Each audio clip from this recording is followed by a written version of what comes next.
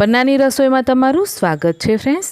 તો આજે છે મંગળવાર અને આ રેસીપી તમે કાલે બુધવાર માટે જરૂર સેવ કરી રાખજો, કેમ કે ઇન્ડિયન ઘરોમાં ખાસ કરીને બુધવારના દિવસે મગથી અલગ અલગ રીતે વાનગીઓ બનતી હોય છે। તો આજે હું તમારી સાથે મગથી બનાવેલું એકદમ નવી રીતનું શાકની રેસીપી શેર કરું છું। તો એવું જરૂરી નથી ફ્રેન્ડ્સ કે તમારે આ બુધવારે જ બનાવવું, તમે કોઈપણ દિવસે આ રીતે મગનું શાક બનાવી શકો છો। આ તો બસ એટલા માટે કે બુધવારના દિવસે ખાસ કરીને બધાના ઘરમાં મગ બનતા હોય છે, તો તમે બનાવી શકો છો આ રીતે। તો ચાલો આજનું જમવાનું બનાવવાનું શરૂ કરીએ। તો જમવામાં છે ને સૌથી પહેલાં તો આપણે જીરા રાઈસ બનાવવાના છે। તો મેં અહીંયા એક મોટી વાડકી બાસમતી ચોખા લીધા છે, જેને આપણે પાણીથી 2 વાર સરસ ધોઈ લેવાના છે। તો બજારથી લાવેલા ચોખા છે એટલે એને સરસ આપણે ધોઈ લેશું। પહેલાં ચોખાને સરસ આ રીતે 2 વાર પાણીથી ધોયા પછી હવે આપણે જીરા રાઈસ બનાવવાના છે। તો એક કુકરની અંદર 2 ચમચી ઘી લઈ લેશું અને 1 ચમચી જીરું નાખી અને આપણે વઘાર તૈયાર કરી લઈએ। અને આ રીતે સરસ વઘાર તૈયાર થાય એટલે એની અંદર આપણે જે ચોખા ધોઈને રાખ્યા ને એ ચોખા આપણા એમાં એડ કરી દેવાના। અને ત્યાર પછી જેટલા ચોખા લીધા છે એનું 2.5 ગણું પાણી એડ કરવાનું છે। તો 1 વાડકી ચોખા લીધા છે તો આપણે 2.5 વાડકી પાણી લઈ લેશું। સ્વાદ પ્રમાણે મીઠું નાખી મીઠું મિક્સ કરી હવે કુકરનું ઢાંકણ બંધ કરી અને આપણે ભાતને ચડવા માટે રહેવા દેશું। મીડિયમ ગેસ ઉપર 3 સીટી લાગે ત્યાં સુધી આપણે જીરા રાઈસને ચડવી અને બનાવી લેશું। હવે આપણે મગનું શાક બનાવવાનું છે થોડું અલગ રીતે, તો એના માટે આપણે મસાલાઓ તૈયાર કરીશું। તો સૌથી પહેલાં 3 મીડિયમ સાઇઝની ડુંગળીને છોલી અને મેં આ રીતે મોટી મોટી સમારી લીધી છે। એને મિક્સરમાં લઈ અને આપણે ડુંગળીની પેસ્ટ બનાવી લેવાની। તમે સમારી પણ શકો અને ચોપરમાં ચોપ પણ કરી શકો છો। ડુંગળીની પેસ્ટ બનાવ્યા પછી હવે ટામેટાની પેસ્ટ બનાવી લેશું। તો અહીંયા 2 મોટી સાઇઝના મેં ટામેટાં લીધા છે। ટામેટાને પણ આપણે ઝીણા સમારી અને મિક્સરમાં લઈ લેશું અને ટામેટાની પણ આપણે અહીંયા પ્યુરી બનાવીને તૈયાર કરવાની છે। તો મેં કીધું ને ફ્રેન્ડ્સ તમને, એ રીતે તમારે ડુંગળી ટામેટાની પ્યુરી ના બનાવી હોય તો તમે એને ઝીણું સમારી પણ શકો અને ચોપરમાં ઝીણું ચોપ પણ કરી શકો છો। તો ચાલો ટામેટાની પણ સરસ એવી પ્યુરી બનાવીને તૈયાર કરી લીધી છે। હવે બનાવીએ મસાલો। મસાલો બનાવવા માટે મેં અહીંયા 6 થી 7 રખિયા વડી લીધી છે, જેને આપણે દેશી ભાષામાં કંટાળાની વડી પણ કહેવાય છે, જેની રેસીપી મેં તમારી સાથે ઓલરેડી શેર કરી છે। આ વિડીયોના ડિસ્ક્રિપ્શનમાં હું એ વિડીયોની લિંક પણ રાખી દઈશ, તો તમે જોઈ શકો છો। ત્યાર પછી 2 ઇંચ જેટલું આદું લેશું, 2 લીલા મરચાં લેવાના અને થોડા અહીંયા લસણની કળી લેવાની છે। તો મતલબ કે અડધી જે ગાંઠ આવે ને લસણની એની કળી લીધી છે મેં છોલીને। અને ત્યાર પછી થોડા ધાણા લેશું, તો ધાણાને આ રીતે દાંડલા સાથે જ લેવાના છે। આટલી વસ્તુને આપણે એ જ મિક્સરની અંદર લઈ અને એને પણ પીસી લેવાનું। તો મસાલા થોડા દરદરા રહે ને એ રીતે પીસી તૈયાર કરી લેવાના છે। પીસેલા મસાલાને આપણે મિક્સરમાં જ રહેવા દેશું અને આની અંદર આપણે 6 થી 7 કલાક પલાળેલા મગ લેવાના છે। તો મગને 6 થી 7 કલાક માટે સરસ પલાળ્યા પછી એકદમ મગ છે ને એ આપણે નખથી તોડીએ તો તૂટી જવા જોઈએ એટલા પલળેલા હોવા જોઈએ। અને આ મગને આપણે મસાલા સાથે જ મિક્સરમાં લઈ લેશું અને મગને પણ આપણે પીસવાના છે સાથે। તો અહીંયા મગની તમારે એકદમ પેસ્ટ કે એકદમ પ્યોરી નથી બનાવવાની, મગ છે ને એ થોડા કરકરા રહે ને એ રીતે એને પીસી લેવાના।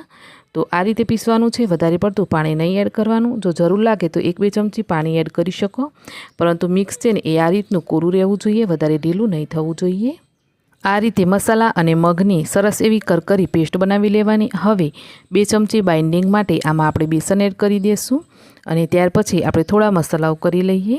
1/4 ચમચી ગરમ મસાલો, અડધી ચમચી હળદર પાવડર, અડધી ચમચી લાલ મરચું પાવડર। તો આપણે લીલું મરચું પણ પીસવામાં લીધેલું છે તો મરચું ઓછું એડ કરજો। સ્વાદ પ્રમાણે મીઠું એડ કરી દઈશું। 2 ચપટી જેટલું જીરું, 2 ચપટી જેટલો આખો અજમો, તમે આ ટાઈમે હિંગ પણ એડ કરી શકો। અને હવે આટલા મસાલાને આપણે પહેલાં તો આ પેસ્ટની અંદર મિક્સ કરી લઈએ અને આને આપણે 15 મિનિટ માટે રેસ્ટ પર રાખીશું અને ત્યાં સુધીમાં કરીએ આપણે શાકનો વઘાર। તો અહીંયા મેં મીડિયમ આંચ ઉપર જે સ્ટીમરનું કઢાઈ આવે ને એ જ લીધું છે। તમારી પાસે ના હોય તો તમે ઉપર જાળી રખાય ને એવું કોઈ પણ કઢાઈ લઈ લેજો। એની અંદર 2 થી 3 ચમચી જેટલું તેલ લેશું, 4-5 કળી સમારેલી લસણની લઈ લેવાની, અડધી ચમચી મેથી દાણા, અડધી ચમચી રાઈ, અડધી ચમચી જીરું અને 1 થી 2 સમારેલા લીલા મરચાં લઈ લેશું અને 1/4 ચમચી જેટલો અજમો પણ લીધો છે મેં। સાથે જ આપણે મીઠા લીમડાના પાન લેશું અને વઘારની અંદર અડધી ચમચી હિંગ એડ કરી છે। હિંગ પસંદ હોય તો એડ કરજો, ના હોય તો સ્કીપ કરી શકાય। અને હવે આપણે જે ડુંગળીની પેસ્ટ બનાવેલી એ પેસ્ટ એડ કરી દઈશું અને 2 મિનિટ માટે સરસ આ ડુંગળીની પેસ્ટને સાંતળી લેવાની। એનો કલર થોડો ચેન્જ થાય ને ત્યાર પછી એની અંદર એડ કરી દઈશું આપણે ટામેટાની પ્યુરી. ટામેટાની પ્યુરીની પણ સરસ એવી આપણે મિક્સ કરી લઈએ. મિક્સ કર્યા પછી એને 1 મિનિટ માટે સરસ આપણે ડુંગળી સાથે પકવવા દેવાની અને ત્યાર પછી મસાલાઓ કરીશું. મસાલાઓમાં સૌથી પહેલાં સ્વાદ પ્રમાણે મીઠું, અડધી ચમચી જેટલો હળદર પાવડર, 1/4 ચમચી જેટલો ગરમ મસાલો, 1 ચમચી લાલ મરચું પાવડર એડ કરવાનું છે ગ્રેવીમાં. અને હવે બધા જ મસાલાને મિક્સ કરી લઈએ. અને હવે આ મસાલાને આપણે ઢાંકી અને એમાંથી તેલ છૂટું પડે ને ત્યાં સુધી એને પકવવા માટે છોડવાના છે. તો ઢાંકણ ઢાંકીને 2 થી 3 મિનિટ માટે આને આપણે રહેવા દઈશું.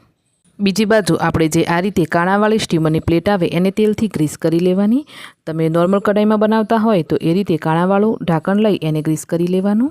અને બીજી બાજુ તમે જોઈ શકો છો 2 મિનિટ પછી આપણી જે ગ્રેવી હતી એ સરસ આ રીતે ચડી ગઈ છે, એમાંથી તેલ પણ છૂટું પડી ગયું છે. તો હવે આની અંદર આપણે પાણી એડ કરી દઈશું. તો પાણી અહીંયા તમારે ગ્રેવી રાખવી હોય ને એટલું એનાથી ડબલ એડ કરવાનું છે. તો અહીંયા મેં ટોટલ અડધા લીટરથી થોડું વધારે હશે ને એટલું પાણી એડ કર્યું છે. હવે આપણે જે સ્ટીમરની પ્લેટને ગ્રીસ કરીને એ પ્લેટને આ રીતે રાખી દઈશું. અને ત્યાર પછી આપણે જે બેટર બનાવીને તૈયાર રાખ્યું છે, મતલબ કે જે મગની પેસ્ટ બનાવીને તૈયાર રાખીને એ લઈ લેશું. એની અંદર ઠંડુ કે ગરમ 2 ચમચી તેલ એડ કરવાનું. 2 થી 3 ચપટી જેટલા ખાવાના સોડા એટલે કે મીઠા સોડા એડ કરીશું. અને અડધા લીંબુનો રસ ઉપર નીચોવી સરસ મિક્સ કરી લેવાનું. તો આ રીતે સરસ એવું મગનું મિક્સ બનાવીને તૈયાર કરી લેવાનું છે. બાકીના જે બીજા મસાલા હતા એ તો આપણે પહેલેથી જ આની અંદર પીસવામાં લીધેલા જ છે. તો હવે બીજું કંઈ પણ એડ ન કરતાં જે આપણે સ્ટીમરની પ્લેટ રાખી એની ઉપર આ રીતે નાની નાની સાઈઝના લુવા રાખી દઈશું, એટલે કે નાની નાની આની ઉપર વડીઓ રાખી દઈશું ફ્રેન્ડ્સ. તો આ રીતે તમે મગની સૂકી વડી ના હોય ને તો તમે આ રીતે તરત જ વડી બનાવી એનું શાક બનાવી શકો છો. તો જેટલી પણ આવે એટલી તમારે જેટલી સાઈઝની રાખવી હોય એટલી આ રીતે વડી બનાવી એને ઢાંકણ ઢાંકી અને હવે 12 મિનિટ માટે આને છોડી દેવાનું. તો 12 મિનિટ પછી તમે જોશો તો આ રીતે સરસ એવી આપણી મગની વડી છે ને એ બફાઈ ગઈ હશે અને મળી પણ સરસ બફાઈ ગઈ હશે. નીચે આપણી ગ્રેવી પણ સરસ તૈયાર થઈ ગઈ હશે. તો તમારે ચેક પણ કરી લેવાનું કે મગની જે વડી છે ને એ સરસ બફાઈ છે કે નહીં. અને ત્યાર પછી જ એને ગરમ ગરમ હોય ને ત્યારે આ રીતે ચમચાથી ભેગી કરી લેવાની અને જે નીચે ગ્રેવી છે એમાં એડ કરી દેશું.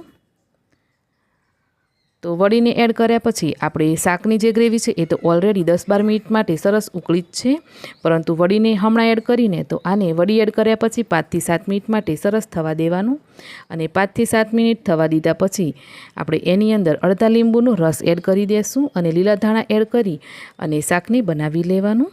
મગનું શાક તમે ઘણી રીતે બનાવીને ખાધું હશે. આ રીતે બનાવીને ખાધું કે નહીં મને કહેજો. ના બનાવી હોય તો જરૂરથી ટ્રાય કરજો. આ શાક હોટલમાં પણ નહીં મળે ને એવું બનીને તૈયાર થાય છે. શાકને 5 મિનિટ માટે થોડું ઠંડુ થવા દેશું અને ઠંડુ થયા પછી તમે જોઈ શકો છો શાકની ગ્રેવી કેટલી થીક થઈ ગઈ છે અને એકદમ ટેસ્ટી અને ચટાકેદાર શાક દેખાય છે ને ફ્રેન્ડ્સ, એટલું જ એ સ્વાદમાં પણ છે. તો ગરમા ગરમ નવી રીતે બનાવેલું મગનું શાક સાથે જીરા રાઈસ અને ગરમા ગરમ રોટલી સાથે આજનું આપણું જમવાનું બનીને તૈયાર છે ફ્રેન્ડ્સ. આજના મગના શાક સાથે જમવાની રેસીપી તમને કેવી લાગી ફ્રેન્ડ્સ, મને કોમેન્ટ કરીને જરૂરથી જણાવજો. અને તમને થોડી ઘણી પણ મારી રેસીપી જોવી ગમતી હોય તો વિડીયોને લાઇક શેર કરી ચેનલને જરૂરથી સબસ્ક્રાઈબ કરજો. મળીશું એક આવી જ નવી રેસીપી સાથે. આવજો.